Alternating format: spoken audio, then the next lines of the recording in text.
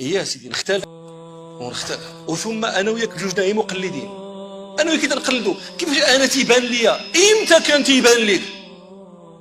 ما عمر بان لك، غيبان لك غير دابا معايا انا وياك مقلد. انا سمعت هذا الفقيه وانت سمعتي هذاك الفقيه وانا هذا اقتنعت به وانت اقتنعتي بهذاك الشيء اللي كيقول اخو صافي، وانا وياك خوت ونشربوا اتاي وكل شيء، وفي الاخر كل واحد تيدير وعند الله غنتلاقاو صافي.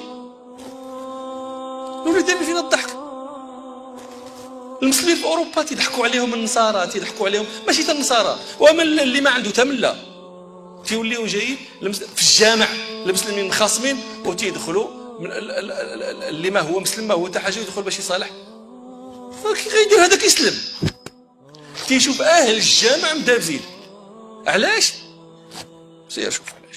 واختلفوا اختلفوا ما كاين مشكل، ولكن ما تدابزوش، ما تخاصموش، ما تعايروش، لا تفجروا في الخصومات. دخلتك لداري وقدمت لك وليداتي ويمكن وقعت عينك على عوراه. البيوت عورات، نهار نتخاصم انا وياك تفشي العوره ديالي. هذه الاستقامه. وتغلف ذلك بتغليف الناصح. مسكين فلان راه عنده كذا وكذا، ولكن الله يهديه الله يهديه. اش دير؟ تضرب لي اضطر انت غير ما كاع ما تدعي معايا، غير اسكت. اش دير؟